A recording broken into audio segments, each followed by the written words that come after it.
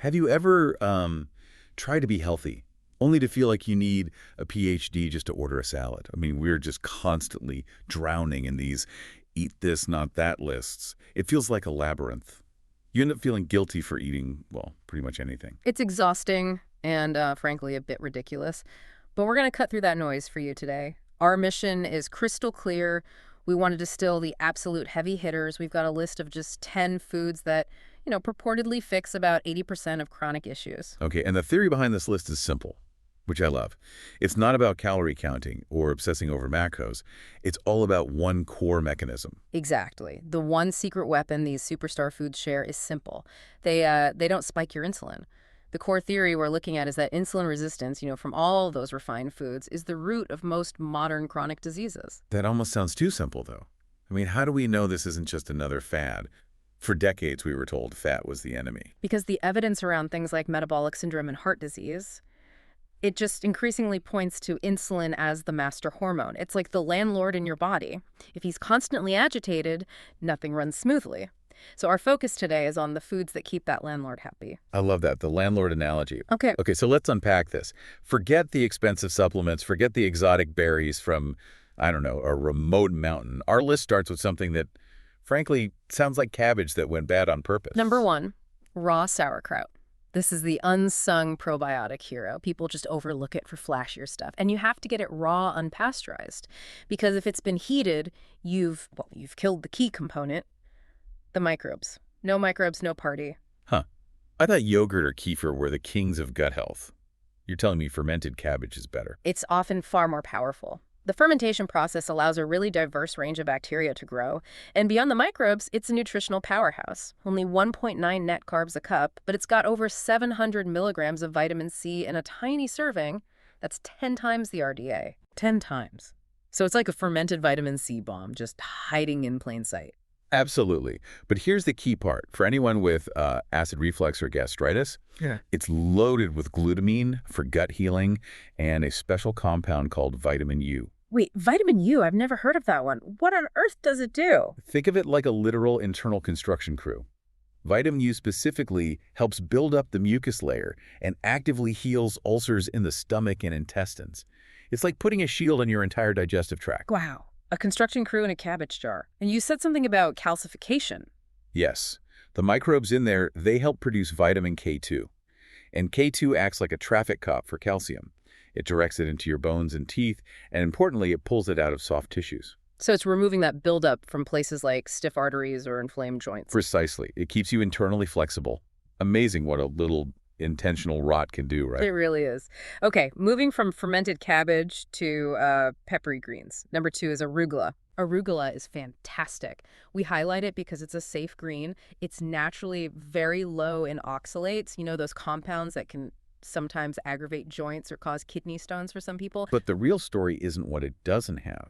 It's what it provides for your circulation. This is where it gets really interesting. It provides the highest amount of nitric oxide of any food we looked at. Yeah. And nitric oxide is it's a key compound that causes vasodilation. It tells your arteries to widen. So it's like opening up all the lanes on the highway for your blood flow. Exactly. It lowers blood pressure, protects arteries from inflammation, and improves circulation throughout the entire body. And to give you a slightly comedic example of how far that benefit reaches, it's why it's reportedly good for things like erectile dysfunction. It's just a very clear sign that your whole system is working better. That puts a whole new spin on what to put in a salad.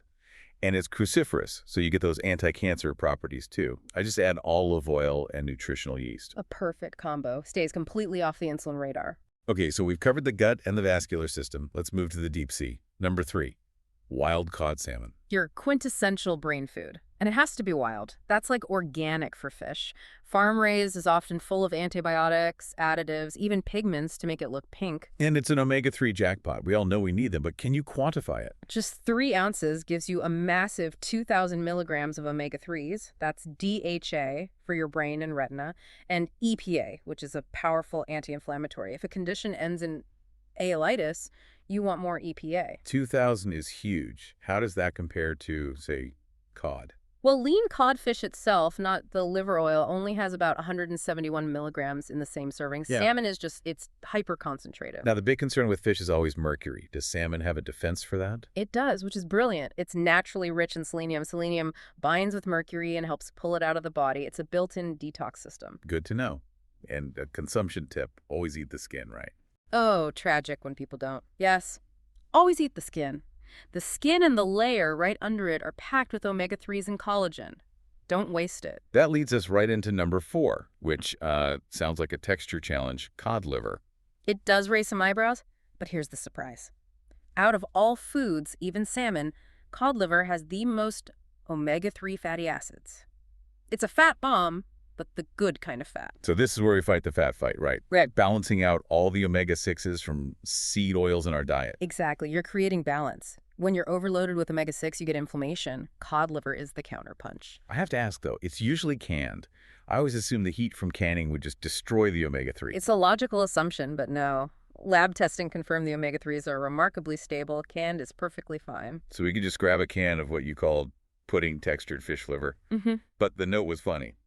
Eat the liver, but don't drink the oil straight, or your gallbladder will feel very heavy. Yes, that's a very practical warning. Too much fat at once triggers a huge bile release. Yep. You'll feel it. It's noted. Okay, number 5. This one might be the most surprising.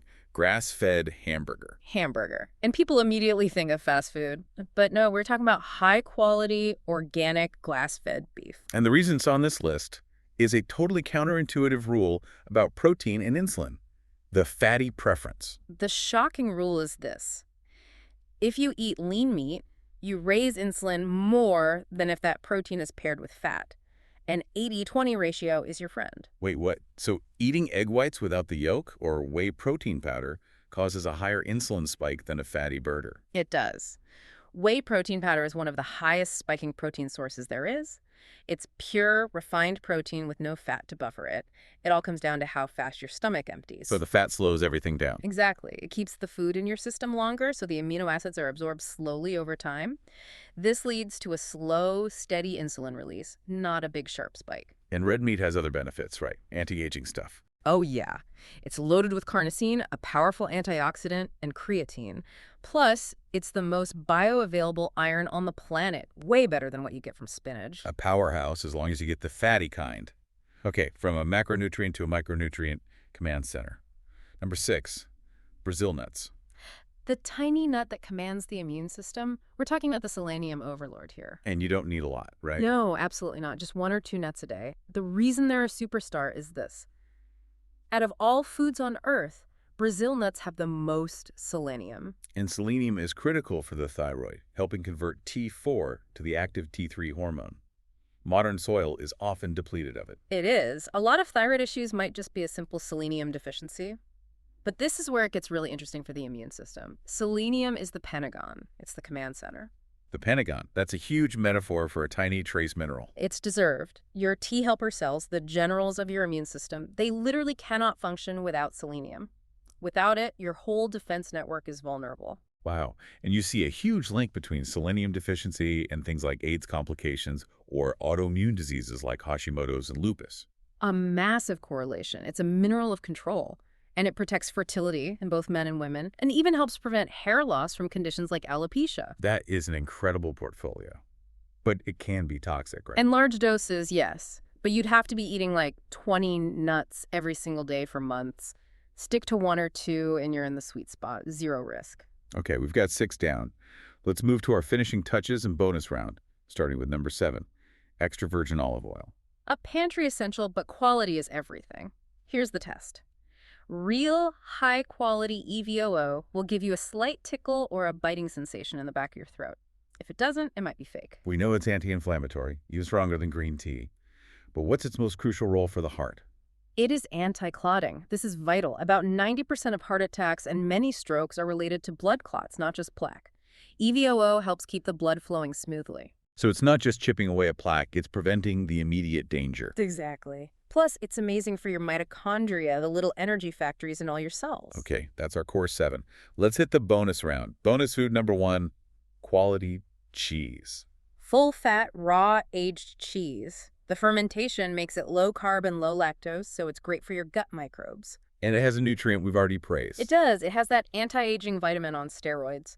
Vitamin K2, just like the sauerkraut, again, managing calcium, keeping arteries flexible. Plus, it has CLA, which helps the body burn fat, and butyric acid, which is rocket fuel for your colon cells. A fatty, low-insulin superfood. Love it.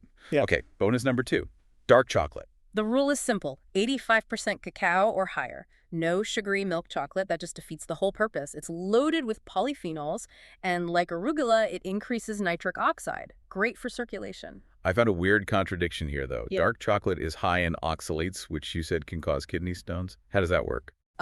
This is where nutrition gets so cool. Dark chocolate is also packed with magnesium.